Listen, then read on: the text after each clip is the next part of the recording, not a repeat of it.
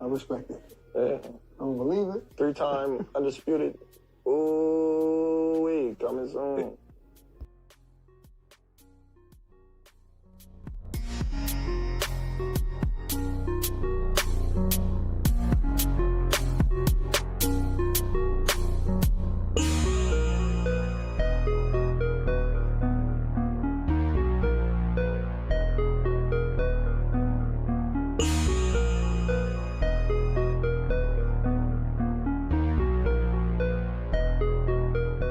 Hey, man, let's get to it, man. Salute, salute, salute. Much love, fight fans. Much, much love. It is the homie. Mainman Mademan is in the building. What up, though? What up, though? Happy Sunday, man. Hey, man, y'all know how I get down. We talking boxing, man. Salute to you all, fight fans. Y'all should have known that the homie had to come on through and do a reaction for the Terence Crawford and Canelo Alverez New York presser, man. You know the homie had to be on deck for that, man. Sorry I'm late, everybody.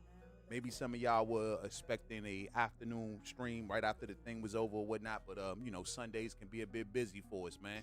We normally don't do press conferences on Sundays, fight fans. Turkey need to understand that's something new for boxing fans out here in the good old US of A. We don't normally do press conferences on a Sunday. You know what I mean? Normally there's other sports going on, or we probably, you know, on here chopping it up about fights that happen on Saturday night. So to have a presser on a Sunday is a little different for most of us, you know what I'm saying?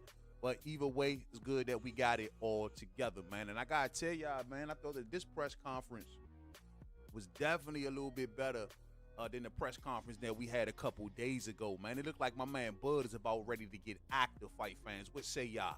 Salute to the sister queen in the house. What's up, Keisha? Keisha, what's going down? Thanks for rocking out with me tonight, Keisha Sellers, and much love to you. You already know.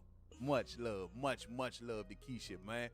Yeah, man, you know, we just, I looked at my boy Bud today. I said, yeah, it looked like he's trying to get a little active, man. And I you know, one of the things that I've been telling y'all and saying for as far as I can remember is that the closer that we get to this fight, the closer every passing day, every passing week, you're going to see Bud come alive more and more and more and more. And pretty soon he going to be in Meanville. And whenever he goes over in Meanville, with all of this nice guy stuff, like all of this trying to be respectful to Canelo, man, Bud going to let all of that out the window. Wait till we get like around roughly about close to the fight week. I'm trying to tell y'all, man, the closer we get to this fight, Bud Crawford going to get meaner and meaner and meaner. You know what I mean? So yeah, I'm here for it, man. I'm definitely here for it. My main man, my G, is in our house. What's up with you? Muhammad Tola is on deck. What's up, man? Much love, man. Much love. Muhammad Tola, man. I hope you enjoyed today's presser. See my boy Bud coming alive, right? Waking up a little bit. You see him starting to engage a little bit more, right? Walking down Canelo Alvarez and they little face off, little pushy back and forth. Canelo had to push Bud up off him. You know what I mean? Canelo ain't want Bud all in his personal space or whatever the case may be. But either way it goes, man, Bud is definitely getting more active. Dragon, what's up with you? Dragon, the hardcore boxing fan, is in our house. What's up with you, man? Thanks for rocking out with me on this cool ass Sunday, man. Much love to the homie Dragon out there, man. Much love, much love. Hey, Ryan, what's up with you? He said, yo, your sound is low, fam. Thanks for the heads up, bro. Thanks for that heads up right there. We're going to turn this up, see if we can get a little higher then. Let me know what this one sound like.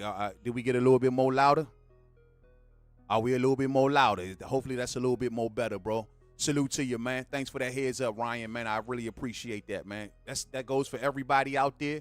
If you sense any technical difficulties, especially the earlier in the show, the better.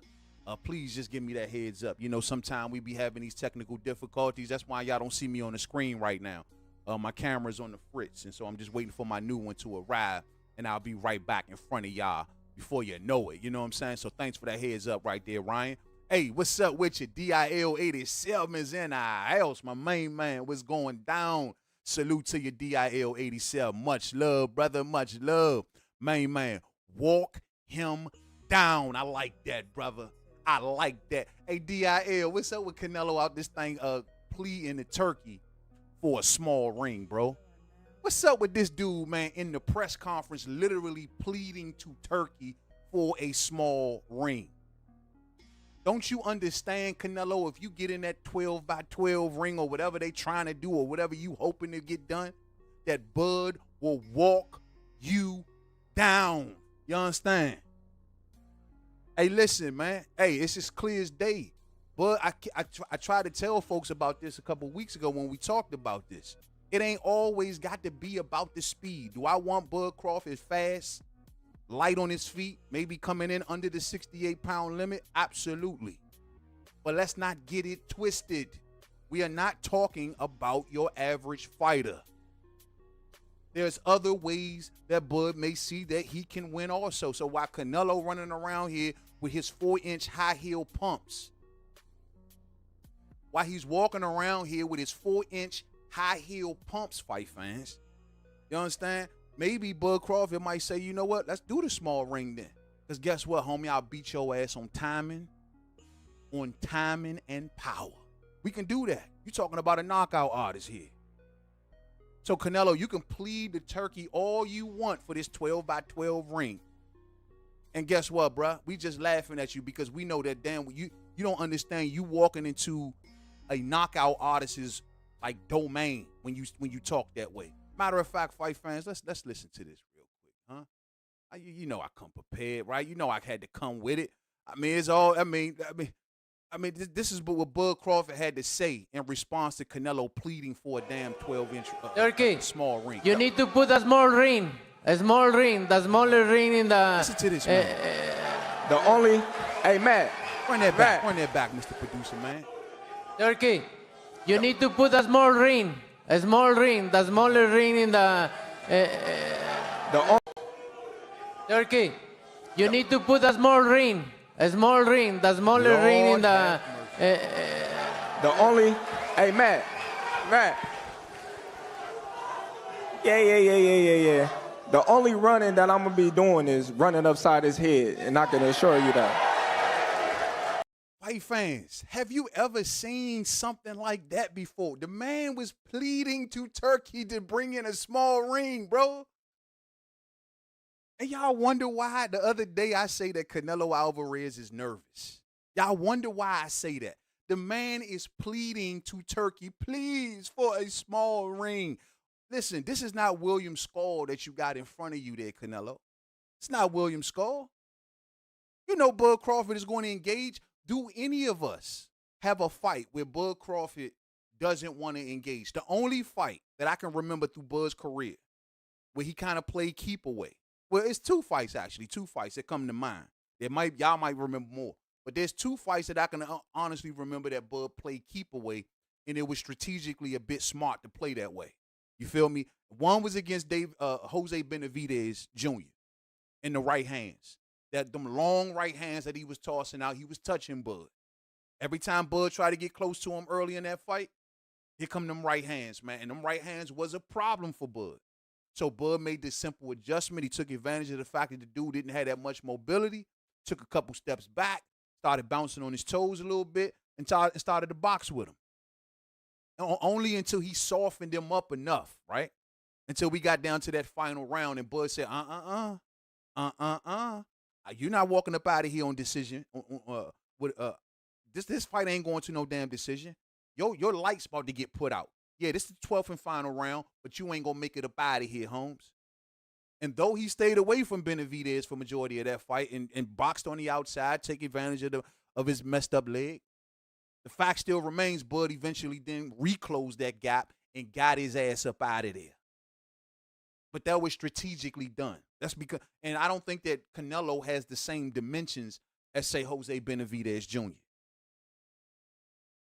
That's the only one. And of course, if you go to the Victor Postal fight, he was kind of, he had to box with Victor. You know what I'm saying? He had to box with Victor. But once again, another opponent where they don't fight like Canelo.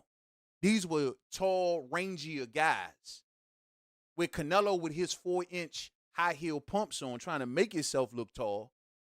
But at the end of the day, bro, like, you ain't got those kind of right hands. You don't got that kind of length. You don't got that kind of being able to touch Bud on that outside the way that, say, maybe at times that Jose was. That ain't Canelo Alvarez. And that's the only time I've ever seen Bud strategically stay away or stay to the outside just for a little bit. You know what I'm saying? But outside of that, brother, that's technically he wasn't running. Like, he wasn't running. There was no running. It was just strategic. Okay, cool. Right hands are kind of, you know, touching me up a little bit. Let me soften them up, man. We're going to play boxing for a few rounds. And then we'll go back to playing fight. That's the way it works, bro. You're going to get softened up, Canelo. Muhammad Hamatola says, yo, man, you're undercover in Pablo Escobar's organization in the 80s. Damn. You get one night in a secret society ritual. Okay. You wake up with a full memories and skills of a samurai. Which one do you want?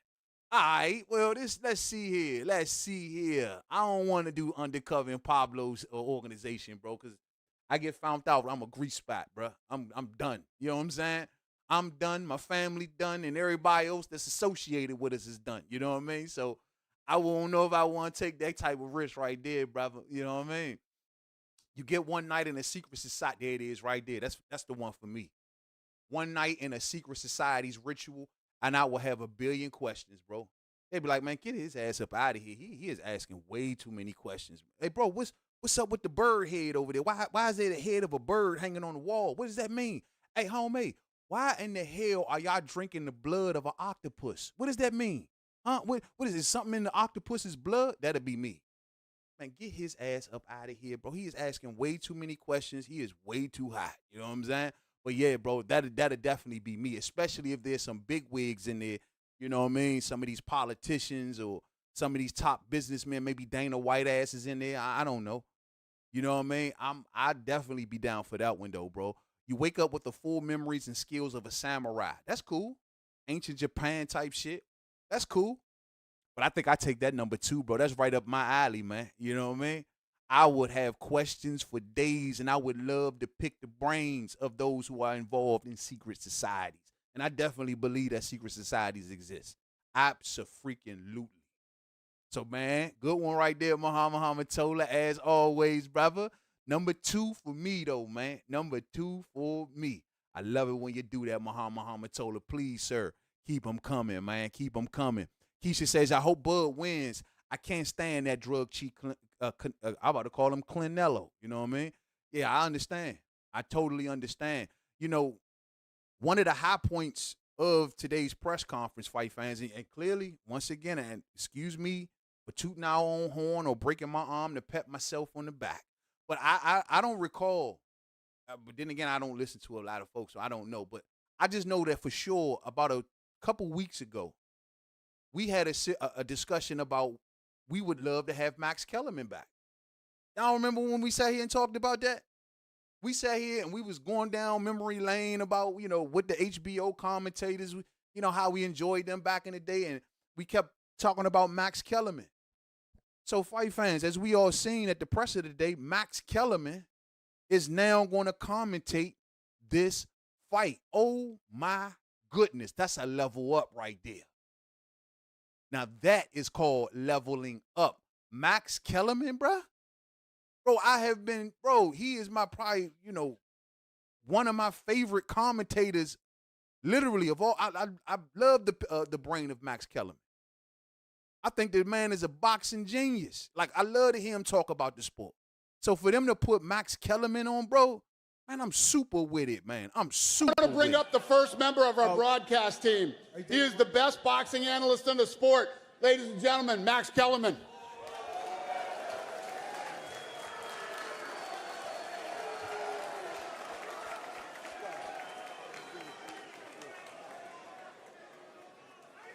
All right, so I know you guys are excited about this fight, but I don't think you understand what a big deal it is. This is a perfect storm, First of all, Turki Al-Sheikh, we're lucky he happens to be a boxing fan.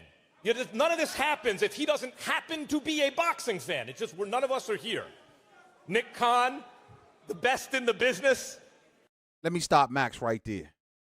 Let me second that emotion right there from Max. I agree with you there, Max. I'm glad that Turkey Al-Sheikh is a boxing fan. I really, really am. And I do appreciate the efforts of Turkey Al-Sheikh. I gotta admit though, I gotta say, I honestly hope that a lot of American boxing fans, like y'all gotta start appreciating a little bit more what Turkey trying to do. Okay, great. He ain't Don King, right? He's new to the game. He's still trying to feel his way around. He's still trying to figure out what works and what don't work. He's still trying, but I appreciate his effort. I think a lot of American boxing, we starting to get a little bit like, I don't want to say the word ain't spoiled by far, but it's like ungrateful. It's like I hear more complaining about Turkey than appreciating what he's trying to do. You know what I'm saying? I hear people wondering or not whether he losing money or gaining money more than caring about what kind of fights he's trying to put on. I've seen Turkey Al-Sheikh with the little bit of time that he's been in the game bring together sides and promoters who wouldn't normally work with each other, put together fights that were possibly damn near impossible to make at once upon a time. He's trying. Put together short movies to try to promote these fights. It ain't his fault that they stunk up his Fatal Fury card. Now, he could have made a better decision with putting Ryan ass in the main event, sure. But at the end of the day, it still wasn't his fault that they stunk up the card. So I appreciate what the man doing, man. I mean, come on, bro. Look, what he doing with the heavyweights, and not only what he doing out here in America, but what he doing over there in the UK, what he doing over in Europe, what he's doing all around the world, for that matter. I'm a boxing fan, though. I got sick and tired of the status quo. I got sick and tired of Bob Arum not wanting to send his fighters to PBC and PBC not wanting to send their fighters to Top Rank, and then they don't want to do business with these people and that people, and that everything got to be in-house. I got sick and tired of it, man. Ratings going down, down, down, down, down in the tank. The new normal. Everyone is excited when someone does 250,000 pay-per-view buys. The status quo sucks. The status quo sucks. Let me say that one more again. It sucks. Y'all can try to make it like boxing is in this great place. It ain't. Look at the networks. If you think I'm playing, what American network is jumping at the sport of boxing? Amazon was just forced into the business of TKO boxing. Forced into it. Trying to get their hands on UFC's pay-per-view rights. So I'm sick and tired of the status quo. And so I appreciate what the man Turkey is trying to do. Everybody wanted to, say, oh, he's stealing fighters, taking them back to Saudi Arabia. Bro, he's giving us this monumental, historic-ass fight in America, looking out for the American fans, making sure that everyone can see it and all of this shit. And that's all you get is a bunch of complaining. I would never understand it, so I'm with Max on that. Keep talking, Max. Dana White. Dana White is the greatest combat sports promoter of my lifetime. And it's his first ever boxing promotion. So that's who's behind what you're going to see. You know who's the best pound for pound fighter in the world? The most recent. Let me stop right there. Now, Dana White is new to the game. It's good to see Dana White coming on. This is the first card that he's promoting. This is Turkey basically tossing him a lob, like just giving him an alley-oop.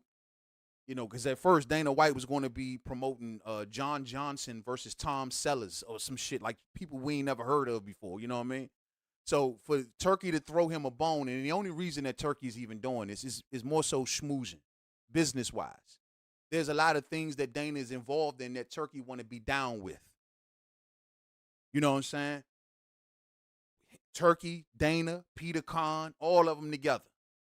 And so there's a lot of business. We talking WWE, we talking UFC, we talking boxing.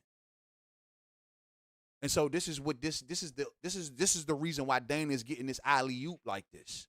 And I noticed that Dana is pushing this on Netflix under Zuffa. Y'all peeping that? He ain't pushing this under Riyadh season. Or TKO. He's pushing this under Zuffa Boxing, the old outfit that he tried to get off the ground. Just look it up on Netflix.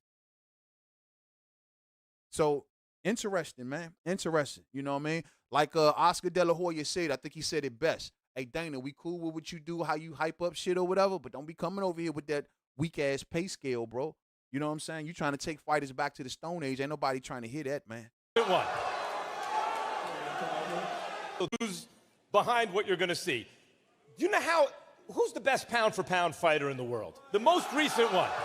Who is the best pound for pound? Bud Crawford. Bud Crawford. Apologies to the monster and Usyk. Bud Crawford has my vote for best pound for pound. And let me just throw in Max by a mile. By a mile, brother. You understand? Like no one's around him. Oh, main man, Usyk. Usyk is a heavyweight. He shouldn't be on the list. Well, main man, we can't forget about the Monster. The Monster's cool, but Monster just got knocked down in his last fight, correct? Not that I hold that too much against him, but he still got knocked down in his last fight. When the last time we seen Bud Crawford get knocked down? I'm just asking a question. That's all. You know, Monster, this is why I say by a mile. Bud don't get knocked down, whether they young, whether they old, whether they in higher divisions or lower. When the last time y'all seen Bud Crawford down? So, Bud Crawford by a mile there, Max. Who was the best pound for pound before Bud? Canelo Alvarez, universally recognized that. Let's stop right there. Canelo fans. Now, he threw y'all boy a straight-up alley-oop, right? Easy layup, huh? Canelo was number one pound for pound before Bud? For real? Now, Max, we get it. You trying to play promoter here. You trying to hype up the situation. Totally understand. But we gonna put the chips where they supposed to be, bruh. No one recognized Canelo Alvarez as number one pound for pound before Bud Crawford. Let's keep this correct now. Because it's funny, because I remember when they were running around here trying to put Vasil Lomachenko as number one. Now all of a sudden it was Canelo. Now let's do this right. It was Bud Crawford. Before Bud Crawford, it was Andre Ward. And before Andre Ward, it was Floyd Mayweather. That's what it was. That's what it was. Bud has had that crown for so long that we forgot. We forgot. Ain't nobody ever took it from Bud after Ward retired. Bud got it, and no one took it since. They tried to put Chocolatito up there. They tried to put Lomachenko up there. They tried to. Now we see Max Kellerman even making a case for Canelo. Canelo was never there. His clenbuterol scandal, his shaky Triple G fights, the catchweight fights, the Chavez Juniors, and all of these other shit. On his way to go fight Jake Paul, remember? Before this got off the ground. How was Canelo number one pound for pound? Ever. To be honest with you. When? Now, we can say, well, main man, after Floyd, right? Even though Floyd beat him? Are you serious? And then Ward was still around. You telling me you going to give Canelo Alvarez number one pound for pound over Ward? The same Ward that beat Kovalev, won the Super Six? For real? So, Max, I have to disagree with you, bruh. I understand you trying to, hype up the Canelo crowd out there. But he was never number one pound for pound, brother. When? Maybe there's a time frame that I'm missing, and I'll look in the comment section to see if somebody want to remind me. But I don't see it, fight fan. That way. But it's not just these two guys, the last two best pound-for-pound fighters in the world. There haven't been that many. Before Canelo, who do you have? Before Canelo, Floyd or Andre Ward, Floyd Mayweather. Before you could take the lineage back. There've only. So you gonna say Floyd Mayweather, Andre Ward, Canelo, and then Crawford? You can't be saying that, Max. That don't make sense. The timelines don't add up. You just trying to look out for Canelo here, bro. No, he was never number one pound for pound. He was number one in earning and making money and stuff like that. I give you that. But number one pound for pound, when? He never fought David. Come on, Max. I expected more from you, Max. More, my brother. Been, 25 or 30 fighters who ever lived who you said that's the best pound for pound fighter in the world. These are two of them, the last two. And they're going to fight. Lord have, look, in Las Bud Crawford Vegas. is probably sitting over there like, is Max out of his ever-loving mind? Max, you've been gone away from the sport for too damn long, bro. Like, seriously? Bud Crawford sitting over there like, yo, don't give him none of my spotlight. That's my shit. Nah, bro, I'm #1 pound for pound and been up here for minimum. What we in 2025? When did Ward retire? What, 18, 17, 18, somewhere around there? Since Ward left the game, it's been all Bud. You tripping, bruh. You tripping. On September 13th, Canelo is 62-2 with 2 draws, 62-2. So was Marvin Hagler when Sugar Ray Leonard moved up to fight him, and they produced one of the biggest spectacles in the history of boxing. 100%. 100%. This fight is a perfect storm. I could not be more excited to be a part of it. Max Kellerman hit it right on the head. You know, that's the video that I did a few days ago talking about Sugar Ray Leonard and Marvin Hagler. Max even went a little bit further and brought up the fact that, you know, Roberto Duran and Marvin Hagler went the whole entire fight, right? You got Roberto Duran moving up, from lightweight all the way up to middleweight to fight Marvin Hagler? And they went the whole entire fight. So that's another great example of just because you got this size discrepancy, everybody. And like I said, Marvin Hagler was the destroyer of worlds. His name should have been the destroyer of worlds. This fool, bro, I can't think of a bigger bully, a bigger destroyer. And I got Duran going up damn near the whole fight with him. And y'all wondering if Bud can go up 2 weight classes and do what he need to do to Canelo?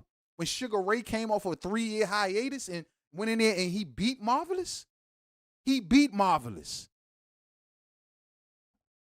So I don't know, fight fans. I'm just looking at this like, bruh, I don't know.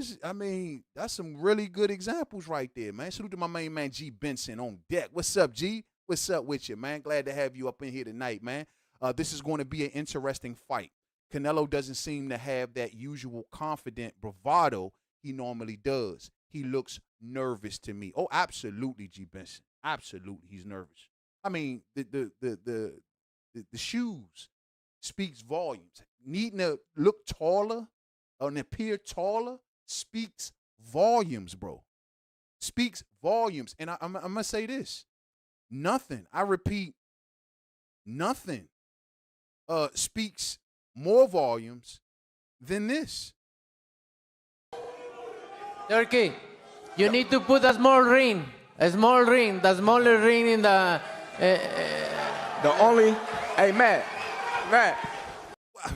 If that don't spell nerves, he is so concerned. Remember the words before this all kicked off, everybody. We sat here and we talked about asking the questions of why is Canelo in interviews mentioning Bud Crawford's legs? Oh, he doesn't move no more. He doesn't move like he used to move. Like, why are you so concerned? What are you so afraid of, bro? You don't know how to cut off the ring? If Bud wanted to come and use that strategy, you don't know how to cut off the ring? You're known to be a dynamic counterpuncher. You're known to be a really good body puncher. What is it, Canelo? You don't got that same up and lift in your legs no more? That same go at him attitude? Because in the William Skull fight, I didn't see it, bro. I didn't see it. Is that the reason you're so concerned? Because I've been watching Canelo since the day he turned pro. I have never heard Canelo Alvarez ask for a small ring for no fighter. Not even Floyd. You would have thought if he would have asked for it for anybody, or Laura.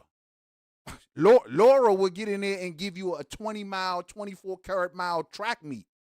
And you going to have to chase Laura, but you ain't asked for no small ring on Laura. You ain't asked for one on Daniel Jacobs. You ain't asked for one on Avni Yildirim. You didn't ask for one for Bivol. Bivol is the bigger mover, is a mover. You didn't ask for one for Bivol. But when it comes to Bud Crawford, Lord, we got you in this thing having a whole damn protest. Turkey, you need to put a small ring, the smaller ring in the... Hey, Matt. Man, I got to make sure I keep that sound bite, fight fans. Lord have mercy, man. Lord have mercy. Salute to my main man, Silver Salomo, in our house, man. What's up with your fam? Much love, brother. Much love. Much love. Chilling, man. Chilling. Fast Car Eddie, what's up with you, man? Canelo only asking for a small ring because he has no footwork. IQ isn't there. Gases in the later rounds, 100%. We're expecting for Canelo Alvarez to give us a 5-round window. It's really simple. We're expecting a 5-round window from Canelo Alvarez, and if Bud is smart, you may even can maybe make him put out a little bit more. Yeah, I think that Bud Crawford is going to have to be a hybrid in this fight. Simple. There's going to be points that he's going to have to box. There's going to be points where he's going to have to stand on some shots. And as we get closer to the fight, we'll get more in depth on those things. But yeah, he's going to have to definitely approach this hybrid style. And when you approach something hybrid style, that means that nothing is off the table. The counterpunching is not off the table. The mobility is not off the table. Boxing in general is not off the table. Brawling is not off the table. Inside fighting is not off the table. Switch hitting is not off the table. Timing him is not off the table. We can do a little bit of everything. While Canelo is going to be coming forward, looking to whip out that left hook, right? Looking to whip out those uppercuts to the body. Moving on that cha-cha rhythm. Nice. But I think if Bud Crawford gives him so many different looks where Canelo ain't going to know what to expect, he's going to end up in a whirlwind. An orange one too, fight fans. An orange one, you know what I'm saying? Sylvester Salamo says the biggest fight from Turkey. Yeah, I mean, Turkey trying, man. He trying. And I actually, for one, I actually appreciate it. I mean, look at what he did with Fury and Usyk. You know what I'm saying? He made sure that we got the two best heavyweights in the world in that ring. You know what I mean? Look at what's going on even with the Daniel Dubois and Usyk thing. Dubois don't get that rematch, bro, if Turkey's not around. Dubois don't get that rematch if Turkey's not around. I mean, he tried to do the rematch with Haney and Ryan. That was a big deal, right? Ryan dropped that ball. He tried to throw Teo into fights with guys like Keyshawn and you know what I'm saying? I'm sure he would offer Shakur for Teo. Easy work. These are the type of things that were almost next to impossible for things to get done. He's trying to entice PBC to the table. And if he can eventually lure them to a table eventually, who knows what fights we can get for Gervonta Tank Davis? Who knows? The possibilities are endless. But we want to make it like that's not what's at stake here. I got people out here trying to take up for Al Heyman when we don't even know if Al Heyman is still in the sport. Not one person's ever heard the man's voice. He probably can hate all of us for real. I can't stand them, man. I can't stand their asses. I'm starting to think he do though. I'm starting to think he don't like us the whole time. He ain't never came out and did an interview in 100 years. Like that shit was cute in the beginning, but bro, you got to come out and talk now, bro. Let the fans know the direction of PBC. Don't roll out Tim Soup. Don't roll out Leonard Ellaby ass. You know what I mean? Where's you at? It's time for you to start talking. I'm sorry. This shit was cute at first. It was, yeah, he the man, he the boss, he behind the curtain. But bro, we don't even know if anybody's behind that curtain no more. This could be the freaking Wizard of Oz, bro. You remember how in the Wizard of Oz when they wanted to get to the wizard and they finally made it to the wizard and it was some little nerdy dudes sitting behind the big, sitting in some machine or something, like controlling the Wizard of Oz. Like, I don't know if this is the wizard. So look, bro, I mean, look, Turkey trying, man. At the very least, I respect it. I respect the effort. You know what I mean? Is he gonna mess up along the way? Is he probably gonna have some clip ups, do some things a little unorthodox, like we not feeling that whole fighting in front of skyscrapers and attractions type of thing? No, but he trying. It's something new. It's a breath of fresh air. Why is that so wrong? Look, I keep saying that the old way sure as hell wasn't working. You know what I'm saying? Shoot, man. Big Ace, what's up with you, man? Bud was collecting data with that hands down, walk down, sized them up physically. Smart move from Bud. Absolutely. You know what? There was some little touchy feeling going on, like from a different angle. I'm about to put it on the screen real quick. They got a different angle floating around on socials of that particular encounter. They got the other side of it. And so I'm going to put it up here real quick. I'll keep it muted, though. But then again, ain't no music playing, so we can do that, too. But yeah, we're going to put this on the screen real quick, and let's see if we can all kind of get a good look at this. All right, cool. We all on. All right, so check this out. Let's go back to the beginning of this, right? Now look at this. They walk up. They nose to nose. Bud trying to walk him down. Bud right there with him. What? Walking him down. Oh, Bud cuffing him. See, You see this? You see the hand right there? Hold up. Look right there. Boom. Bud ready to suplex his ass, bro. He about to put his ass in a sidewalk slam or something. You know what I'm saying? Like, look, Bud wrestler, the wrestling Bud came out a little bit. Look, he got that smile. That's that sinister smile. He really want to punish him, but he, you know what I'm saying? He trying to flash that little smile for Turkey and them. You know what I'm saying? It's just try to stay cool, but deep down below, you already know he pissed. But if you look right here, look at Bud's arm. He holding Canelo like he holding his little nephew or something. You know what I'm saying? He was about to pick Canelo ass up, bro, and toss him up off that stage. I'm telling you. Look at his hand. Look at his arm. And Canelo felt that like, hold up, what's going on? Then he give him that little weak push. Bud like, man, look, and get up off me, bro. Look, that's that sinister smile. That smile sinister. Y'all know how Bud get, man. When he starts smiling, that means he pissed. Look at Bomac. Bomac in that thing holding down about 5 people by himself. Huh, man? Look at Bomac. They all smiling, though, so it's still kind of somewhat friendly and cool. You know what I mean? Where Canelo at? Canelo went to the other side of the stage. Damn. He got far away from Bud, didn't he? Where Canelo at? He ain't even in the picture. Damn, Canelo was all the way over there. Man, where Canelo go at, man? Look at that. I like this view right here. I like this angle. Let's hear what they talking about. Hey, guys. No. Hey, guys. Let them do what they got to do. Don't put them back.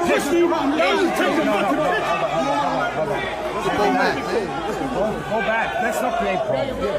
We're on the same team. We're on the same team, but move the fuck out of the way like I'm you trying to said. shoot it so everyone can see it. I'm not trying to hurt nobody. I'm being this camera guy. Let's take that back. Mike said. Stay forward, we'll get the belts out. Watch out, man. Watch out, dude. Watch out, man. Don't give a fuck. Just watch out.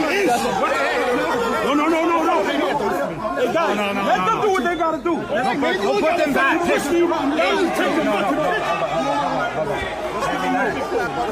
Go back. Let's not create problems.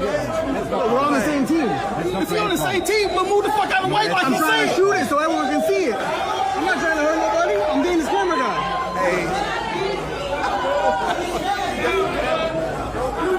Bring Canelo's belts out. You got your belts out. No.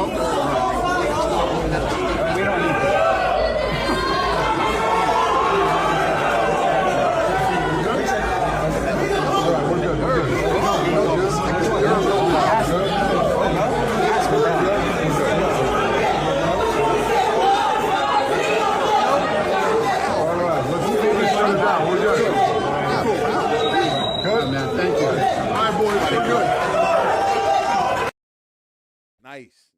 Nice. So, yeah, man, that was their little back and forth right there. Got a little heated there at the presser.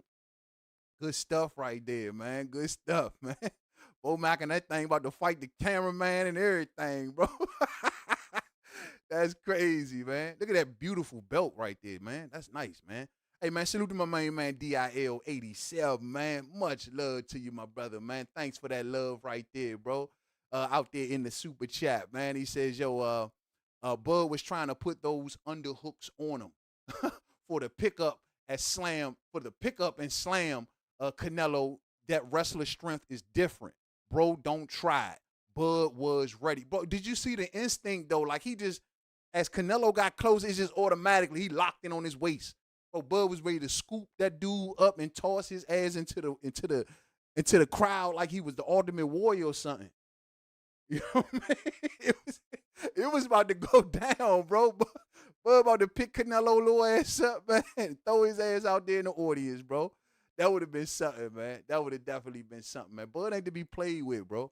And I think that every day that we get closer and closer to this fight, I think that Bud Crawford is going to wake up and he's just going to become more and more active, bro. I mean, the little he did in this press conference was already like 20 times more active than he was in the first one. The first one was kind of respectful. This one started out as respectful, but Bud seemed like he got to a point in the presser where it was just like, all right, that's enough of this respectful shit. I'm running upside your head. How about that?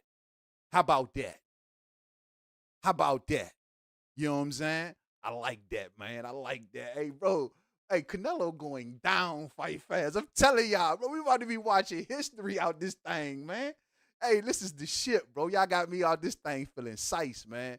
I am sized up, man. Salute, man. Salute. Yes, sir. Yes, sir. Hey, he want a phone booth, Mark Christopher. Yeah, that fool want a phone booth, bro. Like, come on, man. Like, what are we doing here? I've never seen Canelo plead to somebody for a small ring. But you be careful what you ask for. Be careful what you ask for. Salute to my main man, Damone Daniels, in the building. Damone, what's up with you, man? Hey, I know you was turned up off of that moment right there, Damone. What's up, man? He say, salute, main man. Canelo looks unsure to me. I think that he believes he made a mistake taking this fight against Bud.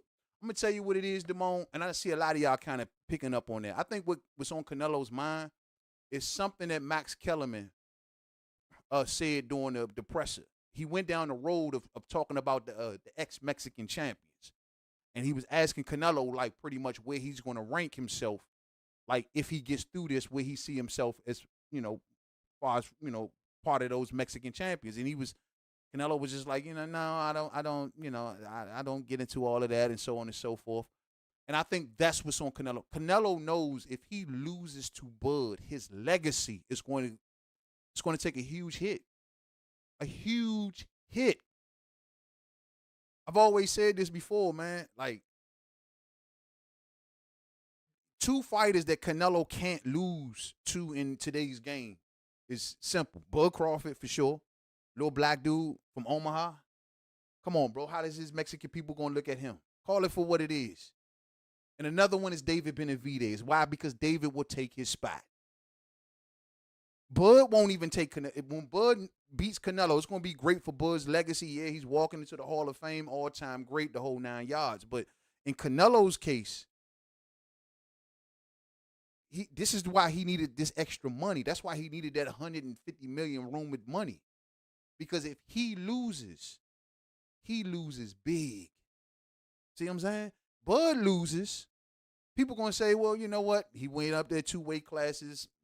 He was a fish out of water. You know what I mean? Too much weight, too big, whatever. There's some cushion there for Bud Crawford. But in Canelo's case, if he loses, everyone is going to reevaluate him, even his own hometown, Guadalajara. They're going to be looking at Canelo like, he ain't from Guadalajara. No, he's not from our neighborhood. We don't know nothing about no damn Canelos. I mean, who else you see around here walking around here with orange hair? He's the only one. No, he's not from Guadalajara.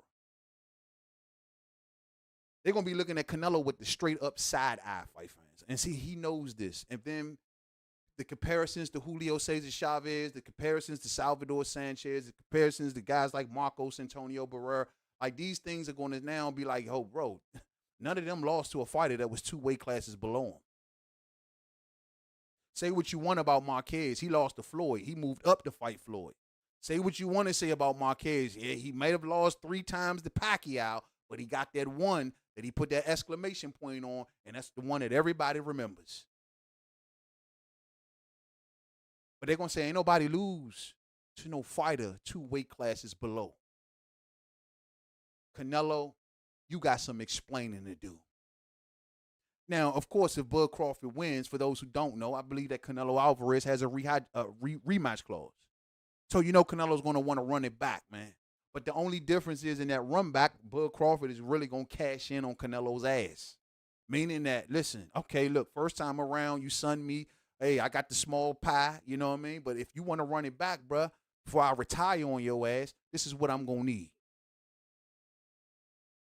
Or if not, I could just walk off into the sunset, career well done, and you're going to have to live with that. Or I'll go back to 54, whatever the case may be. But then again, if he got a rematch clause, Bud will have to retire. It'll be the only way. And that may not be too far-fetched. I'm just saying. Hey, salute to my main man, Unbiased, man. Unbiased, what's up with you, man? He say, got you laughing, man. Hey, I'm glad to entertain, brother. Glad to entertain, man. Unbiased says, Bud got pissed when they booed him. I don't know if he got pissed. I think he understands the audience in front of him. He knows that these are Canelo's people. He knows that Canelo's people is going to come out in droves. He knows that he has pissed off so many fan bases around the sport of boxing where his core support are going to come from guys like us. Well, that's the one thing I love about Bud Crawford, man. He don't look to make friends. He don't look to, oh, well, let me appease these people over here and appease them over here. He don't give two shits about none of y'all. He don't. Only his people. Respect. Respect. He don't care. He knows that his support is limited, but though everyone respects him, people don't like to support him in the daytime, and he's fully aware of that. That's why I was telling y'all yesterday he's not supposed to be here. Do you know how many fan bases around America are looking at this fight and they're saying that I wish it was my guy? He's not supposed to be here. Earl was supposed to beat him. He's not supposed to be here. He's supposed to still be on the top rank with Bob over top of him. He ain't supposed to be here. Why is he here? The only ones that are winning are the true Bud supporters that's been supporting him for years. They're the only ones. We're the only ones that's winning. Everyone else, butthurt. Because Earl ass is still in the damn dirt, face down. That got to burn just a little bit, fight fans, just a little bit. Lord knows I hope so. Salute to my main man, D-Ray, live on the drive up in the house. What's up, D-Ray? Omaha in the building. What's up, my brother? I hope all is well, man. All is well, bro. Muhammad Tola says, yo, man, we all know that Bud got dog in him, but do they know that dog is going to be Cujo come fight night? Oh, that ain't nothing but facts. Meanwhile, Canelo going to be Toto. Cujo against Toto, bro. I love it, man. I love it. I love it. Yeah, he got dog in him, man. And that's why I say when I listen to Canelo scream out for this small ring, I say to myself, bro, like, you just do not know what you asking for, man. You think that Bud Crawford is going to run away from something like that? Stop it, man. Stop it. Stop it, bro. Stop it. Man, Bud said that there is no rematch clause. This is for all of the mob. Oh, I thought he said there's no rematch clause on his side. But I thought that Canelo probably had one on his side. Oh, in that case, even better. Okay, even better. I thought he was speaking only for himself. But if there's no rematch clause in this, and who knows, Turkey may say, I'm not trying to pay no damn $200 million for another one of these. Y'all notice how Turkey come in there and he makes his little speech and then he just leaves. Like, if you're paying $200 million for something, bro, don't you think you might want to stay there? Make sure that your money is being spent the proper way. He just come there, say his business, and he gets low. I know that's right. I'd have been like, hell to the nah. I ain't leaving this place until everybody leave. I paid $200 million for this fight, so guess what I'm going to do? I'm going to be the last one up out of here. Matter of fact, give me the keys. Give me the damn keys. I'll lock the door. I'll turn off the lights and all of that. This is my building as long as I'm paying $200 million for this fight. Turkey said at this press conference that this is going to perhaps be the most expensive boxing card of all time. That's what Turkey said. That's what Turkey said. Also, Max Kellerman, during his speech, he stated that one of the beautiful things about Netflix showing this is the fact that they had a lesser fight where 100 million people watched. So they feel like if 100 million people watched another fight that they threw and there was a lesser fight than this, then hell, bro, everybody probably more than likely going to tune in for this. And that's the reason I was telling y'all yesterday why Turkey chose Netflix to fight against the piracy. Netflix has a built-in subscriber base. This is going to be shown free to their subscribers. Of course, they got to pay their subscription fee or whatever, but it's going to also be shown free to Netflix subscribers. So they got over probably 100 million subscribers. Netflix is big. We all know that. So Turkey looking at it like, you know what? If I give it to this big entity, at least that they're going to show this to their people. Like, people are going to watch it, and there ain't going to be a bunch of pirating going on. I mean, stealing going on. It's going to still be some stealing. Don't get it twisted. But if you got a Netflix subscription, why the hell would you steal it? Everybody got Netflix. Everybody. So why would you steal it? You have no. And I'm sure once again, Netflix probably more than likely paid a good, pretty fee for this fight to show this to their subscribers. So good stuff, man. Good stuff. Good stuff. Good stuff. Probably on Canelo's side, but there is a rematch clause. If there is a rematch clause, but when the interview asked him, he said no rematch clause. Yeah, I'm gonna look further into that. We'll get that concrete DIL, but I'm pretty sure that it's Canelo got one on his side, but Bud just don't got one. You know what I'm saying? You know how this all go. I think Canelo needs that insurance policy. He needs that. Silver Salamo says this is going to break records. The Turkey takeover. That'll be a good look, bro. I hope so, man. I really do. Oh, snap. Look at Umbaya says 300 million subscribers. Bruh, all they need is 100. All they need is 100. They get 100, bro, man, this fight going to be huge. That's what Max was talking about. Max said it, bro. This has the potential to be the most viewed boxing match. He said in Mayweather and Pacquiao's case, they counted up to what, 20 million? He said 20. Man, we talking about possibly minimum 100 million people gonna see this. This is gonna be big, bro. I'm telling y'all, the next day, CNN, MSNBC, ESPN, I mean, all of the big networks, man. All of the big networks, they're going to be talking about this the next day. I'm telling y'all, dog. So salute, man. And then with Dana coming in, bringing that UFC crowd and using his avenues of promotion that he got under TKO, under Zuffa, whatever, you know what I mean? Peter Khan with his connections through the WWE.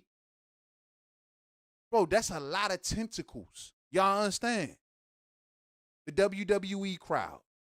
The UFC crowd, the Netflix crowd, the Canelo crowd, the Crawford crowd. Bro, this is going to be huge. And on top of all of that, it's just for the cherry on top. It's historic, everybody. It's historic. Man, shit. I couldn't even call myself a boxing fan. If I got to talk against this, man. It don't make sense. It really don't make sense. And the only thing that doesn't make more sense than this is probably this. Turkey, you need to put a small ring. The smaller ring in the... The only... Hey, Matt. Lord, Matt. Yeah. I'm going to play that until the cows come home. And did you catch that part? That's what y'all was talking about. That's Bud going, yeah, man, I ain't hearing nothing y'all talking about. Yeah. Exactly. The only running that I'm going to be doing is running upside his head, and I can assure you that. Huh, man. So, yeah, man, this is going to be something special, man. Salute to Turkey Al-Sheikh, man. I love what he's doing, man. You know what I mean? And he's feeling himself behind it. You know what I mean? He definitely feeling himself behind it, man. Turkey's looking at himself as the boss right about now. Check this out, fight fans. Put it on your screen. Look at Turkey, man. Hey, Turkey out this thing feeling himself like he the boss. Ain't that Coppinger? That's Coppinger right there, ain't it? Look at that. Turkey moving around this thing like he's some sort of boss. Like, yeah, this is my event. And then look at the hashtags he put. At Fatal PR. Hashtag Canelo Crawford, hashtag Riyadh season card, hashtag big time. I like that. I like that. Oh, man, big time. All right, big time. Keep on doing what you do, bro. I love it, man. Hopefully things are going to keep on getting bigger and bigger. And one of the things that I barely talked about involving this fight, y'all probably have heard it in other places, and that is the fact that we got $1 million knockout bonus or some shit, right? If one of these guys get a knockout, they get $1 million bonus. Now, compared to what they already making in this fight or what's rumored that they are making in this fight, $1 more million ain't gonna make a difference, probably one way or the other. You know what I'm saying? So I don't think that Turkey having that $1 million bonus is going to entice one of them to go for that stoppage. You know what I'm saying? Either way, but. Shit, that's not bad though, man. Salute to Turkey, man. How many fights have we ever heard that had some shit like that? Maybe if he would have put that on that Fatal Fury card, then we could have got some better fights. $1 million knockout bonus. which means that Turkey is dead serious, bro. Like, he probably looking at it like, if I'm paying y'all two this much money, please don't go in there and stink it up. And I think I could feel him on that one. Now, a lot of the other stuff, y'all know I was like, I don't know, Turkey. You can't change people's style, man. Who they are as a fighter is who they are as a fighter. But in this case, when he's paying a lot of bread, bro, I'm sure he don't want no dance fest in there. But then again, we got Bud Crawford. You know what I mean? He's not no dancer. But, bro, I think I kind of feel him on this one. And I think he really wants to assure not only that this event or this fight is historic, but also it's action-packed and it lives up to the billing. I think that's what he want more than anything. I wish he would have worked on that undercard a little better, though. You know what I mean? The undercard could have definitely been better. That ring belt is 24 karat gold. That belt is beautiful, says DIL87. 100%, man. And that's another thing. Yeah, we talked about this yesterday, bro. The most expensive belt ever created. Bro, this fight is fitted for kings. That belt is fitted for kings. It don't get no better than this, man. And people might say, well, all of this glitz and glamour for what? Bro, it fits the billing. You do have the two most, perhaps, accomplished dudes from this generation that's still currently fighting. So for Turkey to pull out all of the stops like this, man, God damn, that's not even counting what he doing with the WBC. And I seen some programming on yesterday that was on YouTube yesterday. Something from the Ring magazine dealing with the WBC. You know what I mean? Like they just involved in so many layers of boxing. It's even getting to a point now where Turkey is starting to keep boxing, even whether it be on YouTube or TV, like he's keeping boxing in front of us. Revamped the whole Ring magazine, hired all of these top writers or whatever, you know what I mean, and reporters. Even dibble-dabbled a little bit here on YouTube. Though he didn't get your boy, he still got some folks from YouTube. And it's like, man, I respect it. I appreciate it, bro. Y'all have got so stuck in the way boxing, dysfunctional boxing, that when someone is actually trying to do something good for the sport, man, a lot of people ain't appreciating it, man. You know what I mean? It's very, very unfortunate, bro. It's very, very unfortunate. Canelo was forced to fight Crawford, basically, says Daisy. What's up, Daisy? Salute to you. Canelo was forced to fight Crawford, basically. Force is a strong word. I'd say he was baited into fighting Crawford. I think I like that a little bit. He was more baited. Like, Turkey had to bait him. Canelo was putting up boundaries, you know what I mean? Putting up a wall. I'll go fight Jake Paul. I don't need Turkey. I don't need him. I just don't need you. And, so Turkey had to bait him. And then when Turkey was kind of losing the grip a little bit, remember him and Canelo had came to, effort terms. Like, you know what? Screw it. But then Turkey came right back and like, you know what? It's cool. We're going to still try to do this. You know what I mean? So it was like a bait. Like, I'm trying to bait you. So if 150 is going to bait you into this ring to get you in there with Crawford, I make him an all-time great, and I stand right beside him, guess what? The same way that Crawford is going to be historic and forever remembered, so am I. That's why Canelo feel like Turkey is on Crawford's side. Oh, I know Turkey is on your side. That was the first sign of nerves, right, fight fans? In yesterday's press conference, what was it, yesterday or the other day's press conference, when he was telling Bud, I know Turkey is on your side. Bro, that's nerves. That's nerves. You know what I mean? That's nerves. Turkey is the dad of boxing, says Silver Salamo. Hey, man, he still got some ways to go. He got to keep his consistency up, man. And once again, he learning as he go. And hopefully, I think he'll learn from a lot of his mistakes. Hey, man, there go my bro right there, man. What's up with you, bro? Much love, man, to this brother right here. My main man, D-Lo 404 Boxing is in the house. What's up with you, Mo? Salute, man. I hope all is well with you, D-Lo. It's always good to see you out there, my brother. And I hope all is well, man. He says overtime boxing has a KO bonus. It's not a meal, but it motivates. You know what I'm saying? Hey, bro, it does motivate. You know what I'm saying? It definitely does motivate. But, Bud Crawford don't need no motivation to get no KOs. You know what I'm saying? My boy get him anyway. Now, Canelo ain't had one in about 4-5 years or whatever the case may be. But when it comes to Bud Crawford, man, knockouts coming to him. They come to him a dime a dozen. Only one that didn't get stopped was old Madrimov, right? And did y'all hear them talking in the press conference today about Madrimov?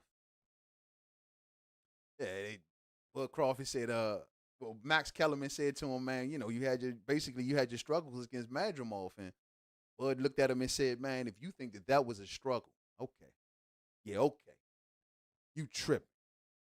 Yeah, I was a little shocked to hear that from Max, man. I was definitely a little shocked to hear that from Max, man. Yes, sir, man. It's always good to see my bro on deck, man. Much love, man. Much love, much love. Yes, sir. Yes, sir. DIL says your fans are going to know the importance of this fight after it's all over, months and years later. They don't understand.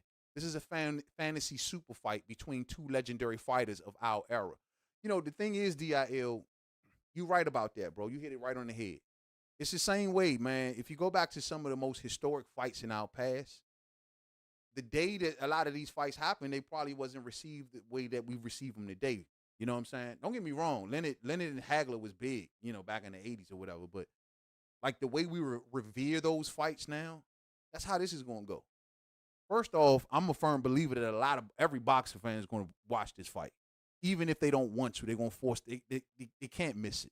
This is like must-see TV. You know what I mean? Even if you love them or hate them. I mean, it's just must-see TV. But history, I believe, is going to judge this moment well. Of course, the fight still has to live up to its name. The fight still got to live up to its billing. But I believe we're going to get a good fight. And Bud Crawford pulls this out. Bro, history is going to judge all of this very, very well. And I'm going to tell you something. Fight fans, you just do not want to be the one fan that misses history from rolling out. A lot of us wasn't around to see Ali versus Foreman and Zaire. You know what I mean? A lot of us wasn't around Ali and Frazier, or even back in the Sugar days and the Four Kings. A lot of us probably are still too young to even remember a lot of that stuff. I was a pup. I was just a little bitty pup. I got older and appreciated it more. But this is playing out in my time, in my era, in my lifetime. So when our kids and our grandkids get older, they're going to turn the page back and say, damn, bro, I wish I would have saw that Canelo and Crawford fight. I wish I would have be able to see that. But we here. We here. Listen, bro, I ain't missing this for nothing. Look, even if I'm flat broke and I can't afford to even pay attention, at the end of the day, bro, if I got to save up $1 every day, 50 cents every day up until September the 13th, I'm doing that shit. Damn that, bro. Y'all don't want to miss this, fight fans. Real spill. And to my Crawford fans, y'all deserve this. And I mean that. And even to the Canelo fans, y'all deserve this. Why? Because y'all have supported Canelo every step of the way. At the end of the day, I will say this. There's a lot of snowflake fan bases. Fan bases that just fall off like, oh, my guy just lost. I don't like him no more. I don't want to watch him no more. But to you Canelo fans, it don't matter what we say. It don't matter what accusations are on him. It doesn't matter if he ain't got a stoppage in years. It don't matter about clenbuterol. It don't matter about none of that. Y'all are still in lockstep supporting Canelo Alvarez. Respect. Y'all gonna hear a lot from Mainman over the next few days, but at the end of the day, respect. You don't find that every day. You don't see that every day. There's got the Canelo fans, even fighters like the Pacquiao fans, like hard to break, man. Hard to break. Y'all there no matter what, win, lose, or draw. The same way I'm here for Bud Crawford. That's what I'm talking about, bro. I love that, man. I love that. I love that, man. I love that. That's what's so good about this fight, bro. It's a lot of, I mean, the two fan bases that represent these fighters, man, y'all deserve it, man. Bud Crawford fan base, Lord knows, beat up from pillar to post. Everybody laughing at you. Everybody saying, oh, y'all don't support Bud. Meanwhile, y'all supported him so good that he's in a fight with Canelo Alvarez. Thank goodness y'all didn't listen to that crap. You know what I'm saying? The Earl fan base, you know, with their crap that for years upon years upon years, all of the haters, all of the turncoats. I mean, the way that they drug Bud through the mud, like it's bro, and he's still here with an O. Not here with a 1, not here with a draw, not here with a 2. He's here with an O.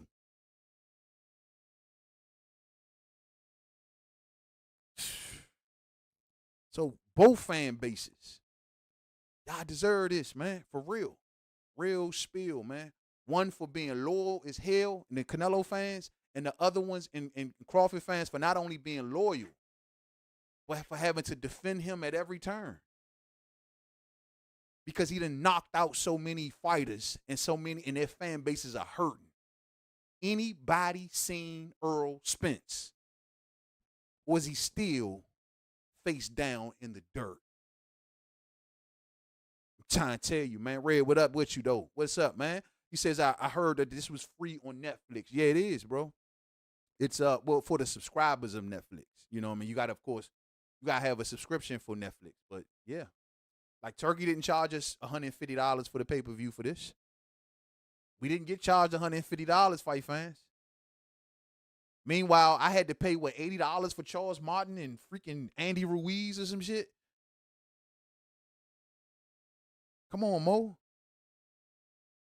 Salute, man. Salute, man. Hey, y'all ain't trying to miss history, bro. Y'all ain't trying to miss history. Salute to my main man, Kevin Hill, up in the building, man. It's always good to see y'all there, Kevin.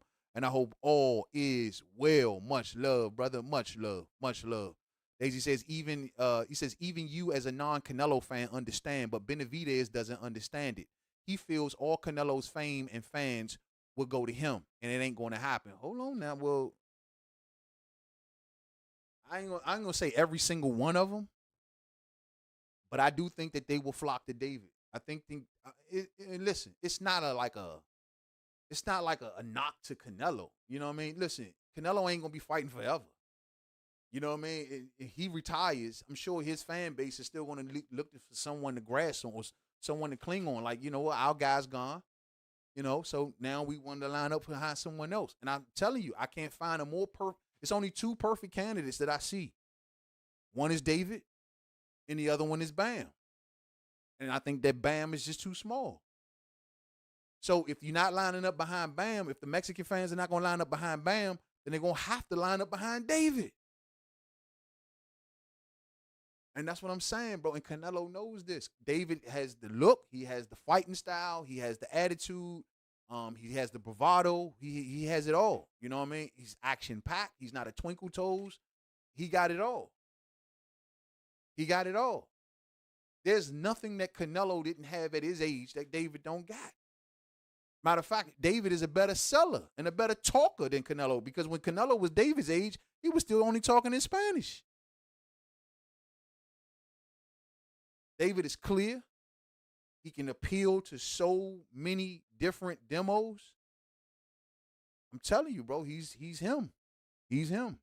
And Canelo, there's no one else probably in the sport right now that I can think of outside of him and Bam Bam.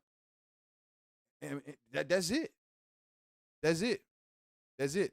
D-Lo says, yo, man, this fight is definitely one of them ones. Absolutely, man. Bro, I ain't missing it for nothing, man. Hey, D-Lo, this is our ship, bro. Like, this is the ship. I don't know if Bud Crawford really going to come back after this is over. He may say this is it for me. I didn't beat Canelo, the king of the hill. I didn't became a 3-time undisputed champion. What is there left for me to do other than mop Charlo's ass just cuz? Be a challenger sometimes. You know, maybe I would just mop up Charlo just cuz. But outside of that, what are we talking about? Earl ain't even trying to come back for a rematch. So it's like nothing really left. Unless he want to do the boots thing, which I don't see no motion in that. And look, for those who don't know, Turkey even tried to do that. Turkey tried to give Boots and Bud some play, but Bud was like, nah, I got other things to do. He's way down at 147. I'm up here at 54, and I'm looking up to go up to 68. So why would I entertain Boots? But Turkey asked about that. Why everybody talking so bad against Turkey? He definitely asked, man. Kevin says, I want strict drug testing. I don't trust Canelo. Bingo, bingo, bongo. Man, we ain't even spoke about that, huh? That is big facts. And not to mention at this press conference tonight, they had Reynoso sitting up there. Did y'all see Reynoso? Reynoso, like, no questions for me. No. You all questions to Canelo. Don't ask me anything. I have nothing to say. Of course, your ass ain't got nothing to say. Because the first thing they gonna ask about, hey, yo, bro, what's up with them 6 fighters coming up out your gym? You know, with green shit coming out of their mouth, bro. What's up with that, man? Of course, he was up that thing on mute, bro. G14 classified Reynoso. Don't ask me nothing. I'm not even here. Y'all don't even see me. I'm not even here. Nope, no questions from the media. I'm out of here. And then on top of that, when it was over, they say Reynoso went straight out the back door and he was gone. He ain't want to take no questions. Is that him right there standing next to Canelo? Head bigger than Canelo. Y'all sure Reynoso ain't on that shit too? I don't know, man. Reynoso head looking a little big, bro. Reynoso might be on that shit, man. I'm just saying, man. Good to know that, Kev. Always good to know, man. Always good to know that. I love to see those words when people say all is well, and that's serious, everybody, because I take mental health and stuff like that real serious, man. So just for everybody out there, y'all already know I'm the big homie. If y'all ever want to just chop it up, y'all feel free, man. Just let me know. Hit me on my email. Y'all all got the email. If not, it's definitely on the channel. And we can always get a rap, man. Let's always know that. You know what I mean? D-Lo says, yo, man, all of the Spence fanatics and Bud haters use his opponent's post-Bud career against Bud. And now Spence has been the slowest to bounce back. I hope he returns soon, though. Me too, D-Lo. I don't got no ill will towards Earl. You know, a lot of that stuff that we said over the years and stuff, man, it was just more so to go at the fans. And Earl as the actual fighter, and I make fun of him because, we just having fun with it. But, nah, on some real shit, man, like, I want to see Earl come back too, man. I really do. I seen him at the interview when he was like, yo, he going to come back when he ready. He right about that. He come back whenever he feel like he ready. You know, man, I just hope that he can make it back. You know what I'm saying? I really do. I think Earl is a good dude. Just had some unfortunate circumstances that happened around him. And most importantly, just got an asshole fan base. You know what I'm saying? But outside of that, but Earl himself seems to be a cool cat, man. And I've always liked Earl. And I hope he makes it back. Earl still has a bright future ahead of him. One loss shouldn't define him, but the only thing is he okay physically and, of course, mentally? You know what I'm saying? Maybe the time away from the game may do him some good. You know what I mean? Hopefully he can heal his wounds, heal his mind, heal his spirit. You know what I'm saying? Come back with a new mindset. You know what I mean? Knowing what's important, what's not important, and all of that. Clearing his circle, with all of them cats that he shouldn't been, probably having around him at certain times or whatever. Like, I just hope he comes back new and improved. I really, really do. I remember we talk about Sugar. Remember, Sugar had eye issues. It didn't end so well for Sugar in the very, very end, you know what I mean, when he got destroyed in the 90s. But still, Sugar still has some good moments despite his eye situation. So, we just don't know, man. I'm rooting for Earl, man. I'm rooting for Earl to come on back. Earl is one of those kind of fighters where, even, it's hard to dislike him. It really is hard to dislike him. The only thing that Earl's ever said out of his mouth that really kind of ticked me off was that 70-30. 80-20 shit. Outside of that, Earl's always been a good guy. I've always, other than the Terence Crawford fight, I've always rooted for Earl. I can't think of a fight that I've ever picked against him outside of the Bud fight. None. Danny, Sean, even Brooke. I think, did I pick Earl for Brooke? Or did I pick Brooke? Back then, I was rolling with Brooke heavy, man. But I just know I rarely, or if ever, picked against Earl Spence Jr., man. So I think he's definitely a talent. You know what I mean? For sure. It feels off having a press now when the fight is months away. We should be talking about Berlanga and Zepeda and Shakur's fight. Yeah, man, that fight is getting overshadowed, man. That Shakur-Zepeda fight. But you know what, though? That might be done intentionally, though, Daisy. Think about it. Turkey and Oscar right now, well, they not seeing eye to eye on nothing. So we know Zepeda is an Oscar fighter. he might shut that down on the strength of Zepeda being connected to Oscar. And I think Oscar about to find himself up out of the fold. Oscar looking at Dana White, his competitor, his main competitor, and he got Dana White promoting this fight, and he been down with Turkey. And y'all, I wouldn't be surprised if Turkey did it out of spite, chose Dana, aside from his connections with the UFC and all of that other stuff. But he probably did it just to piss off Oscar. So he was pissed when Oscar came and tried to say that this fight was happening in the daytime. And I'm still not clear on that, fight fans. I don't care what y'all say. I'm still not clear on that. I heard them talking about that again tonight in the New York press conference. And the answer that Dana said was, this event is not going to overshadow the UFC Noche event. So they're not going to basically start one event until the other event ends. That's according to Dana White. That's according to Dana White. But that's still not telling us a time. You know what I'm saying? Still ain't got that yet. But I just wish somebody would just make it plain Jane, bro. It's starting at this time, Eastern Standard Time, West Coast time. Simple. I honestly, I'm gonna be honest with y'all, I don't think they know. I really don't think they know. That's why they're staying away from announcing an exact time. They don't know. They don't know how long this is going to go. They don't, and maybe they don't want to announce a time to I guess hinder with the UFC event somehow, some way. I honestly don't think that they know. They really don't. They don't know how probably long this is going to go, when the main event is going to. They probably don't have no clue. They probably winging it, because it's still a lot of I'm gonna look into what's going on with UNLV and why they not playing in the Allegiant Stadium. Like all of these events, the UNLV game, this event, then UFC Noche that night. It's like, I honestly think they just winging it, bro. And that's just my opinion. I have no fact on that. Nothing I seen or read. It's just a hunch. Call it a hunch, everybody. Just a hunch. But I honestly think they just winging it, bro. That's what it sounds like, Pooh Dangle says, yo, man, Bud was walking Nello off the stage. Salute to my main man, Pooh Dangle's facts, bro. Bud letting them know, bro. Hey, bro, I'm not running. I'm coming to you. Walk them down, bro. Walk him down. That's going to translate, man. I'm going to tell you, hey, Canelo fans, if Canelo start taking steps backwards in this fight, Lord. Can you say Lord if the man starts going backwards, fight fans?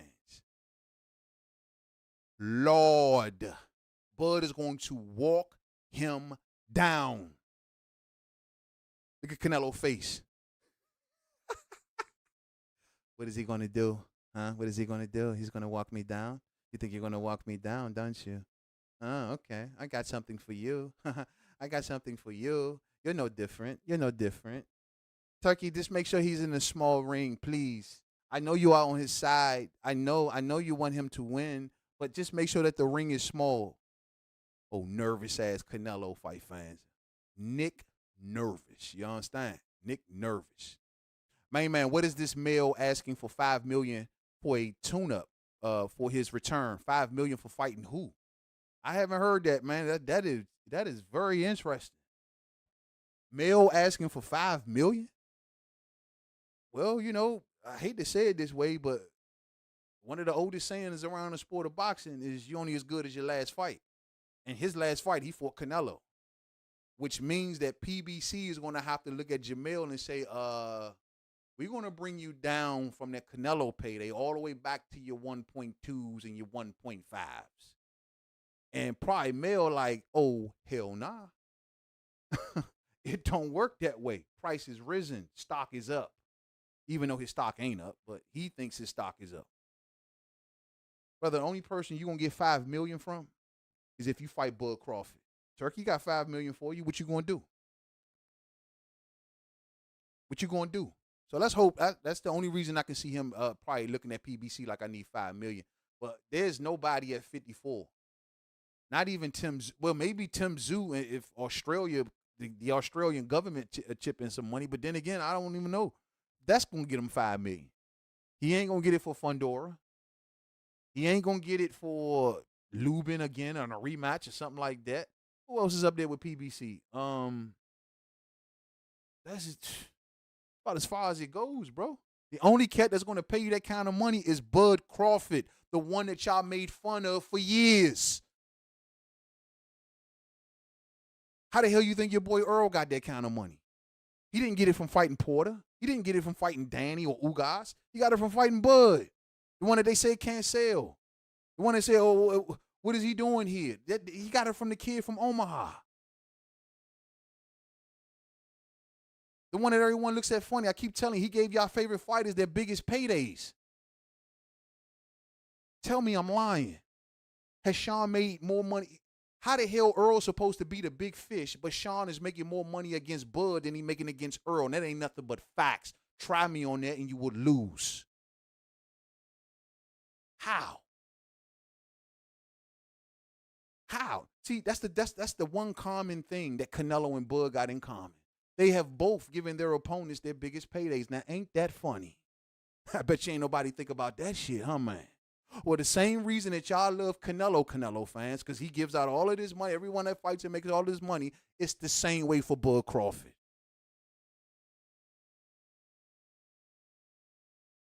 Oh, no one thought about that. Who gave Earl his biggest payday? Who gave Sean Porter their biggest payday? Who gave Kell Brook his biggest payday? Well, he got more than in the Golovkin fight. I will admit. He got more in the Golovkin fight. But right behind that is Bud Crawford. Like, all of these fighters are getting their biggest damn paydays. Keith Thurman wanted $10 million. And would have probably got it. Matter of fact, I take that back. He was going to get it, fight fans. Remember Keith Thurman in the interview? Oh, yeah, ESPN got at me. Bud ain't going nowhere. Earl ain't going nowhere. They were going to give him that shit. But he wanted Pacquiao. That's funny, bro. That is so funny. Bud can't sell, but gives out the biggest paydays. Him and Canelo got that in common. They've got undisputed in common. The only thing that they don't have in common is the fact that Bud is still getting knockouts. You know what I'm saying? Canelo and Dana are working together. Oscar's nightmare. Big facts. That's why Oscar's sitting around over his joint looking salty.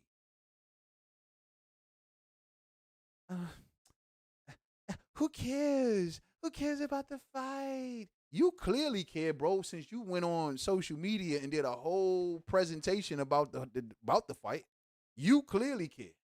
And you clearly care that Dana's involved. And Dana, don't bring your pay scale over to boxing. Look like Dana's more in demand than you, Oscar. Don't know, brother. Since you done lost Ryan, you done lost your value. And you look, Shakur gonna come around and spank Zepeda's ass in a couple weeks. Then what you gonna have? Who you gonna have left? Zerto? Who else you got in Schofield? Zerto and Schofield. And their value ain't that high right now on neither one of those fighters. I hate to say it. Schofield's next fight is against Tevin Farmer. And Zerto is up in a division that's just no one pays attention to. I don't know, bro. I don't know. Hey, B-Hop, I think it's about time to get up off that train, brother. It's about time to get up off that train. D-Lo says, yo, man, I'm suspect that Canelo didn't want Oscar involved in the promotion. Could be. You know, I mean, could be. Very much well so. But it wouldn't make sense. I mean, Turkey shouldn't have done that. Them two just don't get along. They suing each other. They still in court, from what I understand. You know what I'm saying? So it's one of them things where Turkey would have still had to step in and say, no, Oscar, you can't deal with this. I am not going to have you around here messing up my historic fight. No way, no how. Pooh says, yo, Turkey said that they will eat breakfast and go to the fight. Yeah, hey, Pooh Dangles, that's what we went over that the other day, and I still was like, bro, I still don't know what he's saying. It don't make sense. He said that him and Dana going to eat breakfast. They're going to go off and watch the fights quick. That's what he said. We're going to watch the fights quick. And then they're going to have dinner in Carbone and then go to something called Conjourning. I don't even know what that is. He says it's starting up in September. And then the audience just start clapping and shit. I'm like, what are they clapping for? I don't even know what he's saying. Brother, you just went through a whole day of what you and Dana is going to do, and I still don't know what time the fight is starting. I listened to Dana tonight. Dana talking about this event is not going to overshadow the UFC event. That ain't telling us no starting time, brother. And I'm telling y'all, bro, at this point, it's a concerted effort. They're deliberately not saying the time. Because we now had 2 press conferences, a whole Piers Morgan interview, and all of this stuff starting to rolling out, and people still don't even know exactly what time that this is going to start. And people don't even know whether or not it's still going to happen in the daytime or not. Like, I don't know, bro. How they going to have breakfast and then watch the fights, but then be concerned about whether the fights are going to run into the UFC's time? Like, it's. And then some of the fam, y'all came through. My bro L-Dub, he came through and he told us that 8 p.m. Eastern Standard, 5 p.m. West Coast. So it's like, bro, we gonna, I don't. Hopefully, as we get close, Netflix ain't even got the time up, bro. Netflix don't even know. I don't fucking know, bro. I have no idea, and that's where they got to get better. They got to get a lot better with that, man. Come on, we can do better.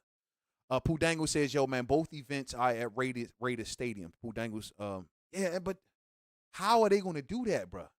How? Well, there's no way that you can't clear out the crowd, clean up the place. I mean, unless they just got some just like badass like workers or something, man. I don't know, bro. Like, how you gonna clean up the place, clean up all of the food stuff and all of the drinks all over the place and all of the trash? How you gonna clean the place up? Got to roll out all of the team, whatever team is playing, their decorations and stuff. Like, how are you gonna do all of this shit? Unless it's gonna be early. They get everybody out. I don't know, 4 or 5 o'clock.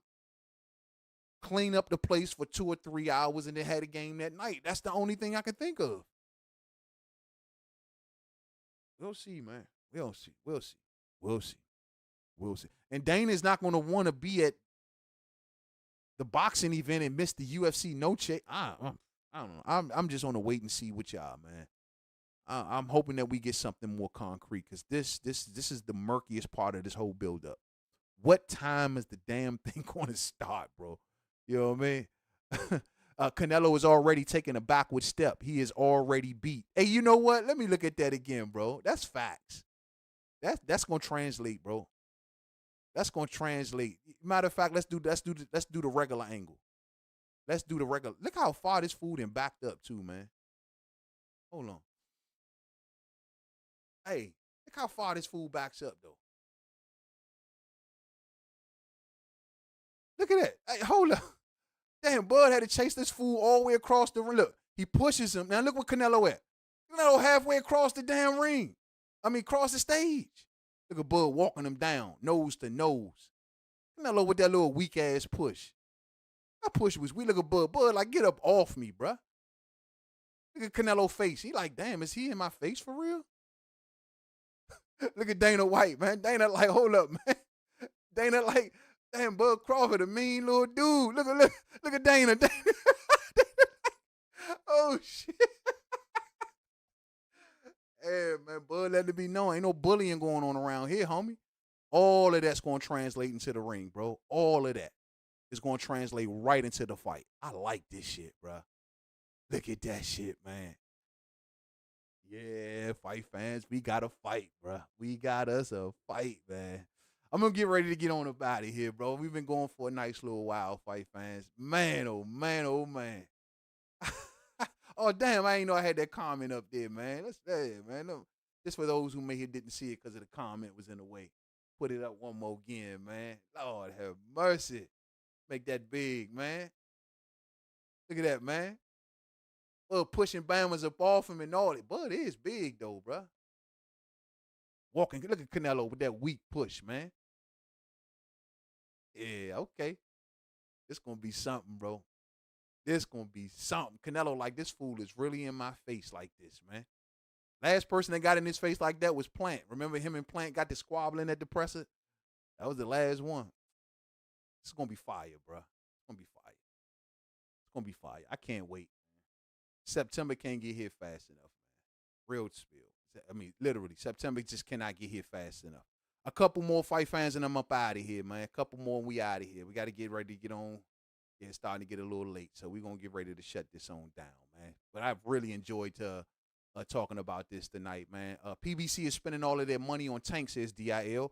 And who the hell does Mel think that he is? Bro, $5 million, I don't know. For one, I mean, you can get that against Canelo, but ain't nobody else giving you that money, bro. Unless you're going to fight, like I say, Bud Crawford. He ain't even going to get that if he fought Earl. If Earl came back. So, who is coaching Jamil? Is he still with Derrick James or not? Is he still with Derrick James or not? I see old Frank Martin that came up out the woodworks. Old Frank is back. You know what I mean? I think that and I heard Derrick James is now coaching Alicia Baumgardner. Did y'all see that? Alicia Baumgardner, she left Tony Harrison, huh? And she got down with Derrick James, man. So hopefully that work out good for her. It's good to see Derrick James getting fighters, man. You know what I'm saying? I don't want to see Derrick James unemployed, man. You can't go from trainer of the year to not having no fighters. Like, damn, at least he still got Frank Martin. He just brought on Alicia Baumgardner. So hopefully that work out good for her, man. But, hey, Derrick, man, don't be telling Alicia Baumgardner to be breaking people and shit. You talking about? You think that means something? Yeah, we don't want to hear none of that shit, bro. You know what I mean? Real spill. Good news. The UNLV scheduled game time is TBA now instead of 7 p.m. for September the 3rd. See, so you know what, though, bro? I'm telling you, man, they winging this shit, bro. They don't know official times for when nothing is going to start or when nothing is going to be over. I don't think they know. That's the way they perceiving it. Even putting that game as TBA, that means they don't know when this shit is all going to, how this is all going to line up. They probably just threw a bunch of money around and just said, hey, find us a slot. Hey, Allegiant Stadium, look, look, shit, man, we got 50 mil. We got 50 mil. Just get us in there on that day. And Allegiant Stadium, like, what? Shh. Hey, UNLV, y'all gonna have to make some moves, bro. That's what it sounds like. That's what it literally sounded. Because remember, Turkey was ready to pull away from Allegiant Stadium, but Canelo insisted. Or they insisted on Vegas. My thing is, like I said from the jump, why not say screw Allegiant Stadium? I get it, Turkey trying to do it big time, big Turk. But they could have said screw Allegiant Stadium and threw that shit in the T-Mobile Arena and everything would have been everything, bro. Real spill. Oh, facts, bro. Yeah, hey, Opetaya up there making a bunch of noise, man. Opetaya making a bunch of noise. Him and Zerdo get it on. And if Zerdo get wiped out by Opetaya, bro, Oscar is about to be on his way out the game.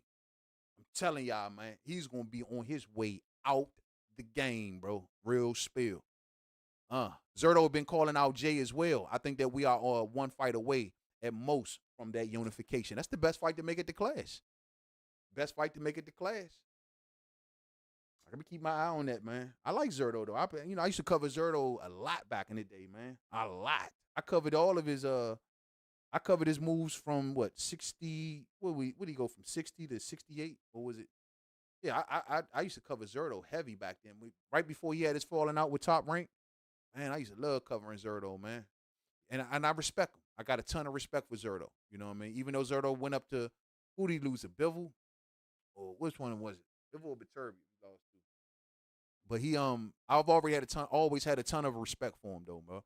Fought his way back, went to Mexico, fought on the Chitlin circuit, got his name back, signed some big deals, and now he's, back to where he's at, man. So that's good stuff. Good stuff. Oh, okay. So it's a regular thing. It's a regular thing, huh, Pudangs? Well, I mean, they probably gonna have to do it that way, bro. It's gonna probably be like jam-packed, like a jam-packed day, like really, because I noticed, like I said, Turkey said we're gonna go see the fights quick.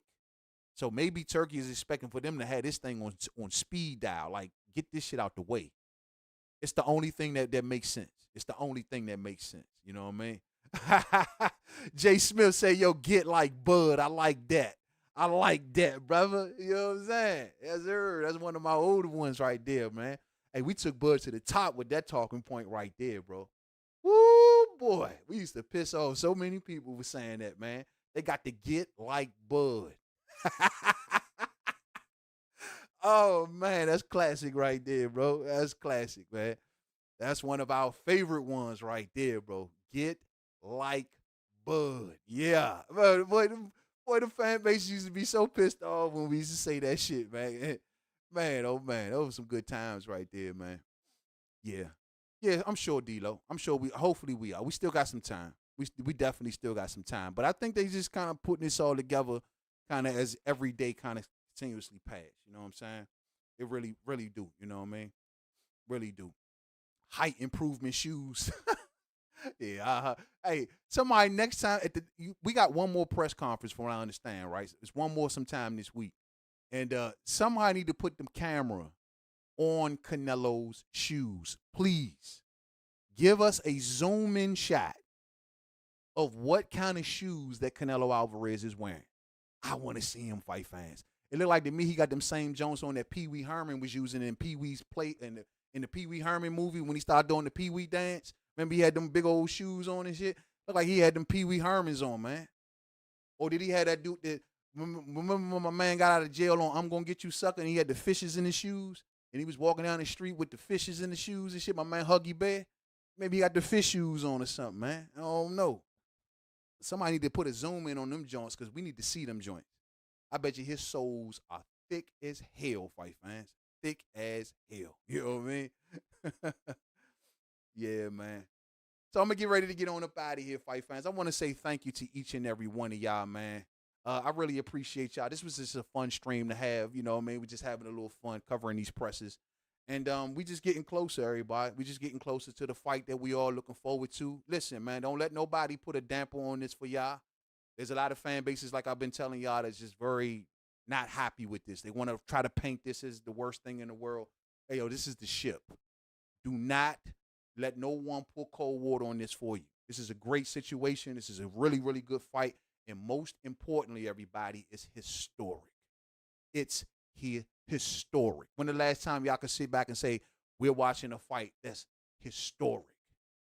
You know what I'm saying? So you don't want to miss this, man. We're going to cover the last press conference whenever they do it sometime this week. I forget exactly which day. I don't know if it's tomorrow or the next day after tomorrow. But whenever the next press conference comes on, the third and final one, we definitely will be here to cover all of the happenings. I'm expecting for Bud Crawford to come out even more meaner for the third one. Everyone that passes, he gets meaner and meaner. And Turkey Al-Sheikh said that these presses were supposed to actually happen in May. But something went down, I guess some, technical difficulties went down and they didn't do it. So these were supposed to be earlier than even what we're getting now, which means that we may even be getting more presses probably as we get a bit more closer to the fight. I wouldn't be surprised. Good stuff, though. All in all, I want to say thank y'all, man. It's always good to see all of y'all out there, the fam out there. Major thanks to each and every one of y'all. DIL87, my bro, D-Lo 44 Boxing coming on through. Pooh Dangles is up in this joint today, man. Much love, man. Much love. Daisy, much love to you, too, Daisy. Much love. Thanks for the engagement. Silver Salomo, D-Ray live on the drive, Damone Daniels, all of y'all out there, man.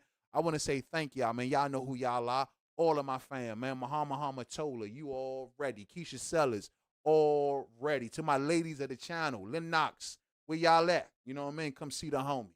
Come see the homie. Y'all have a blessed night, man. And if nothing kicks off tomorrow, we take Mondays off, as y'all know, and we will be back on Tuesday. Stepping up my efforts, fight fans. We're getting closer to the fights, so we're going to have to kick up some more dust. So expect it. Have a blessed night, and I see y'all real soon. Much love to each and every one of y'all. And don't forget that Bud Crawford said this. I respect it. Yeah. I don't believe it. 3-time undisputed. Ooh, coming soon. I like that, man. And I believe him. I believe him.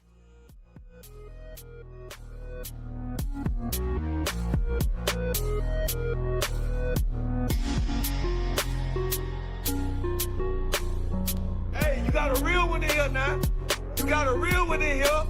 Y'all got a real one in here now. Yeah.